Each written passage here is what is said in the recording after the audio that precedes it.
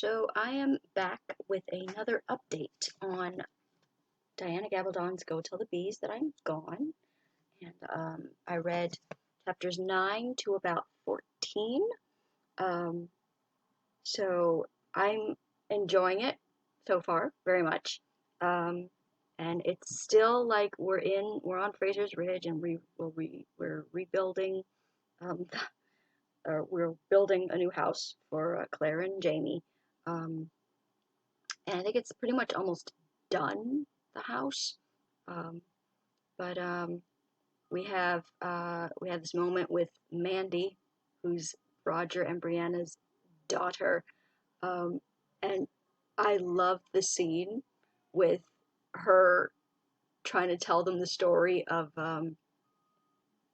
Green Eggs and Ham with sorry, I'm getting distracted because that stupid shrew who lives either next door or she's loud enough that I can freaking hear her screaming at her boyfriend. And I'm like, just okay, either kill him or break up with him or just move out because I cannot with your stupid ass anymore. She's always screaming at him. And whatever argument they're having about, I know it's her fault. I know it's her fault because I never hear him. I don't hear him yelling at her. I always hear her. It's so freaking annoying. It's like, okay, do you know that your damn voice carries through the freaking walls? But back to back to bees. Speaking of shrieking,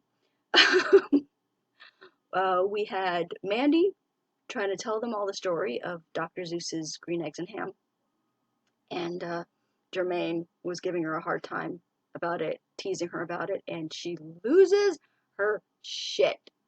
And I'm just like, she's Jenny. She's she's Jenny Murray, Jenny Fraser Murray, Jamie's sister.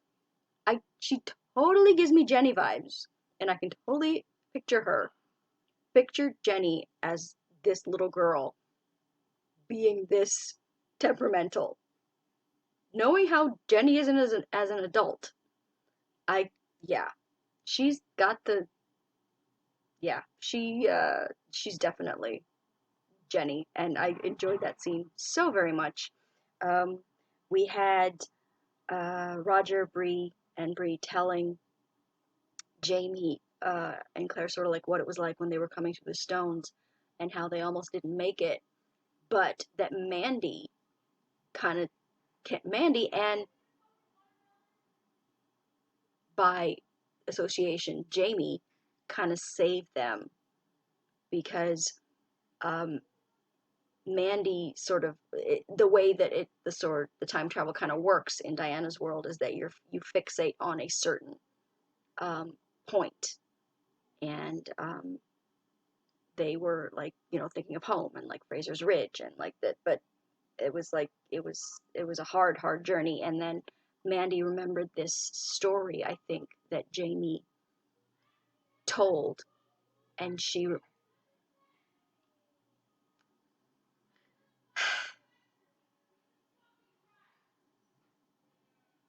Jesus Christ,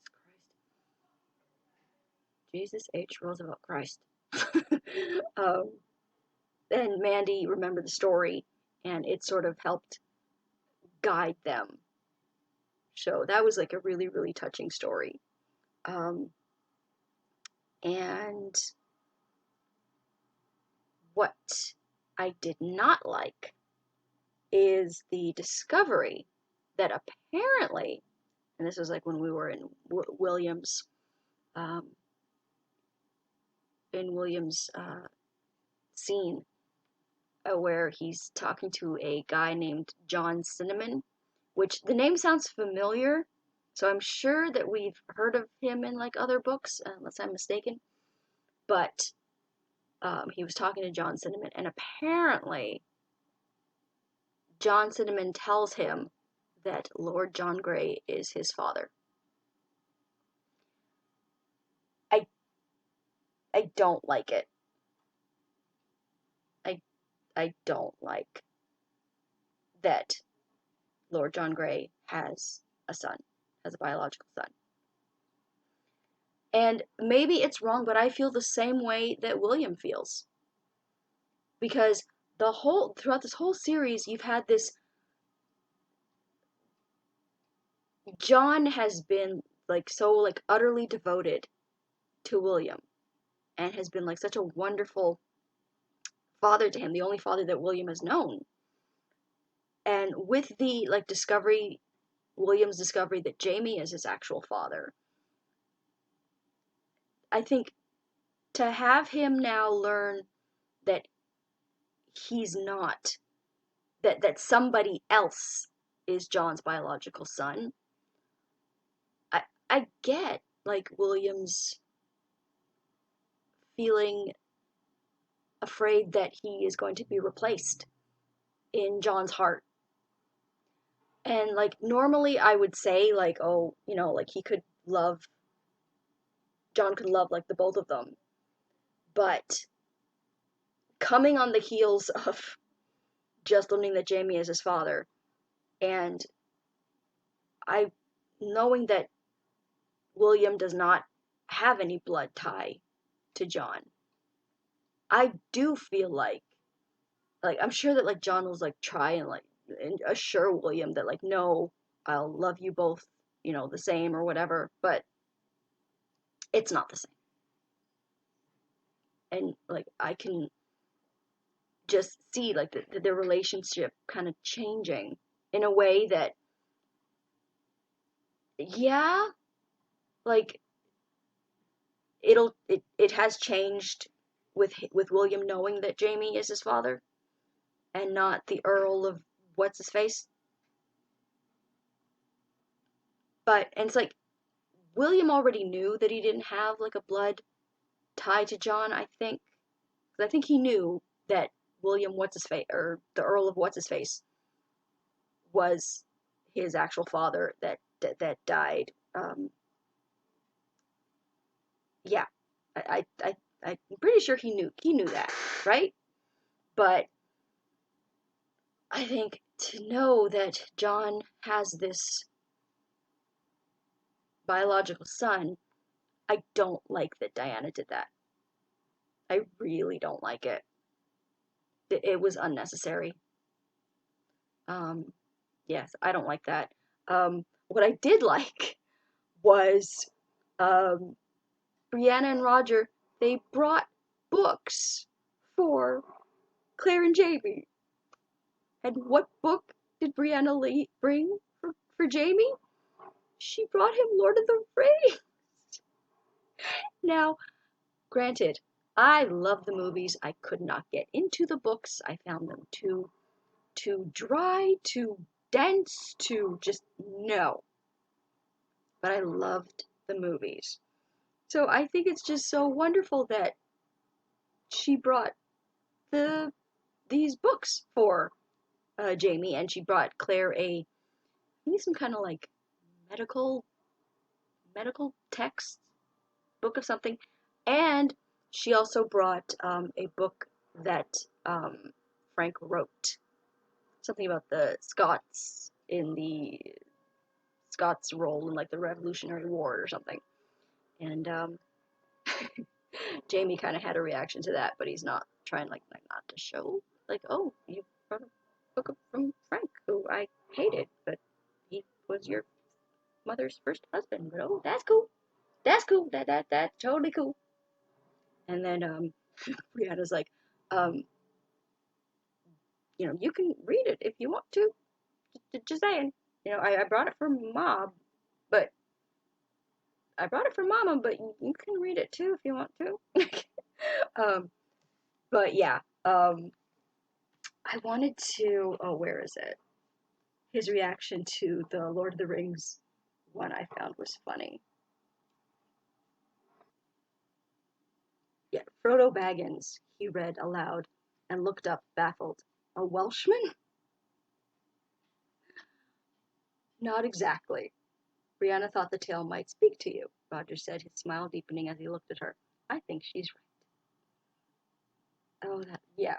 So I thought that was a cute moment. Yeah, so she brought um, Lord of the Rings. she brought, and Jamie was like, um, are are they lewd books? Like, are they naughty books? And then Brianna's like, no. And then he's like, okay, then I might read them. I'm like, Jamie, I'm sure you've read a lewd book or two in your time. Um, you were a virgin, not a monk. Yeah, so that's sort of where we are with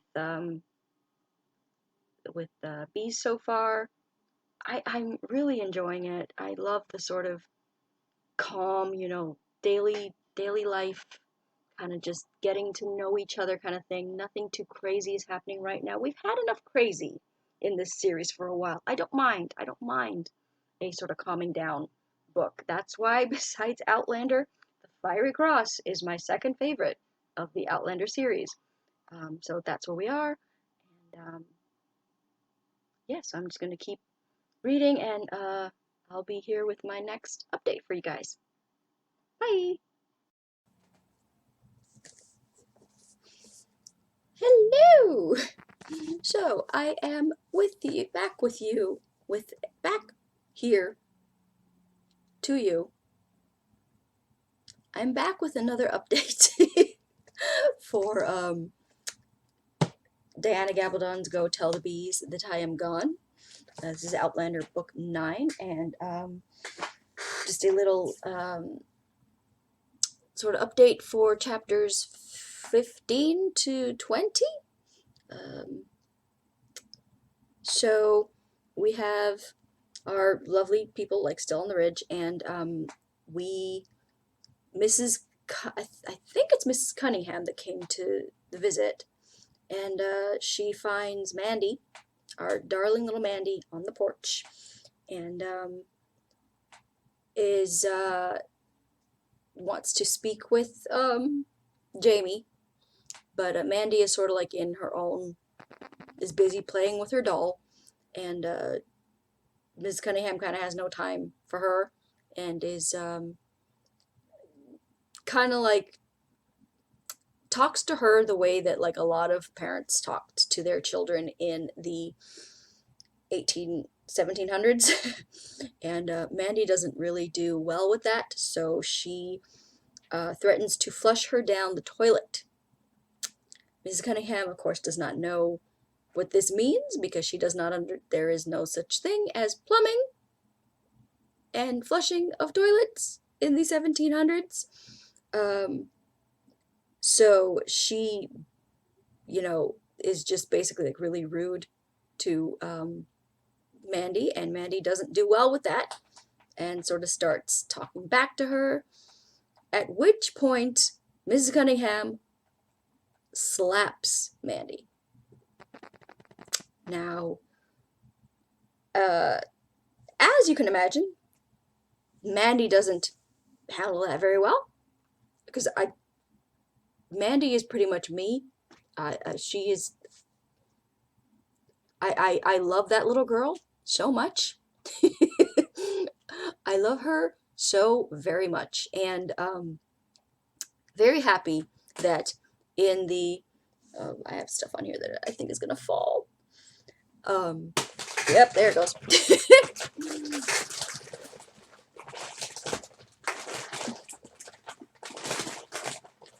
Oh, come on.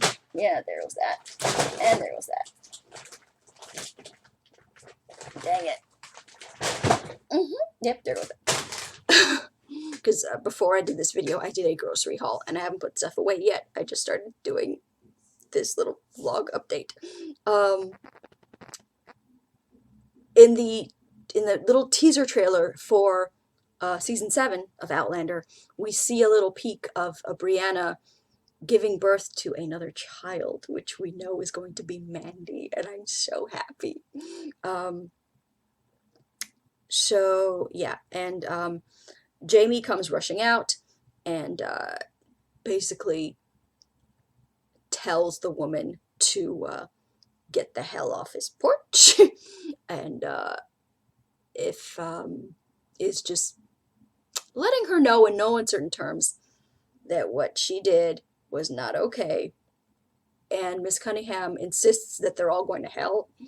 I'm like, I don't think it said like her name, but I'm pretty sure that the woman who came was Mrs. Cunningham. Um, so they also got a dog.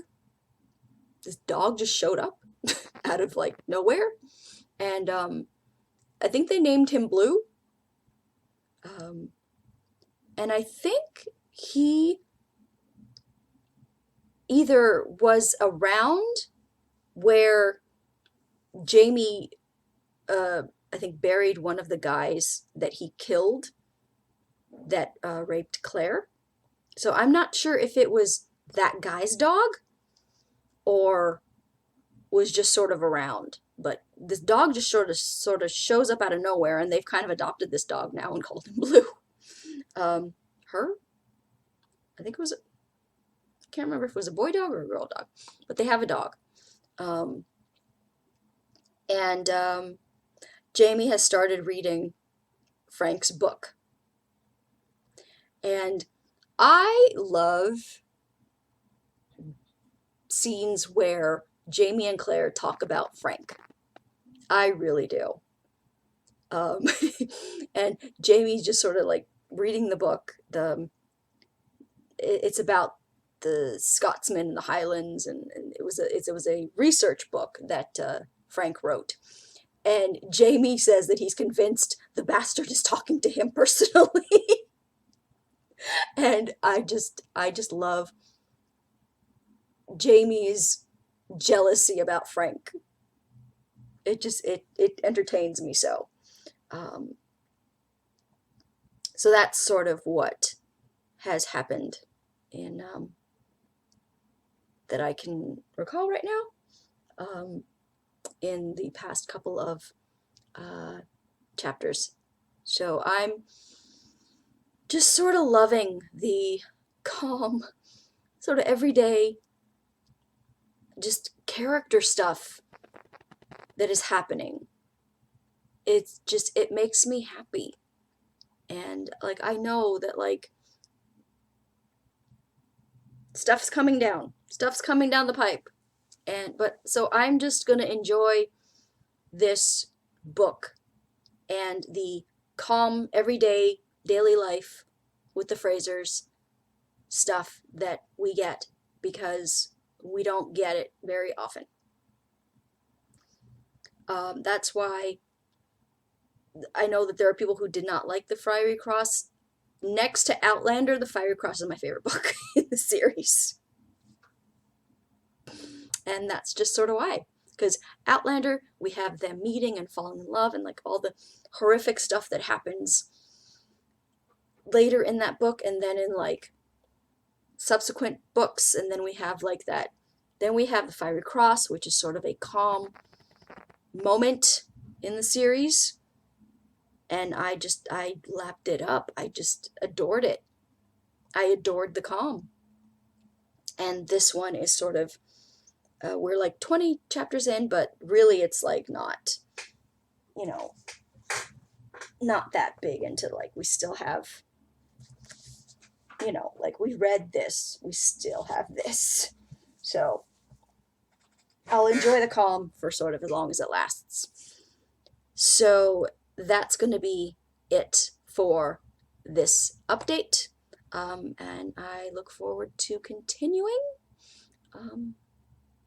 Yeah, so make sure that you're subscribed and give this video a like, and share the video with other people who might like to come along the reading vlog journey. Yeah, so I will talk to you guys next time. Bye!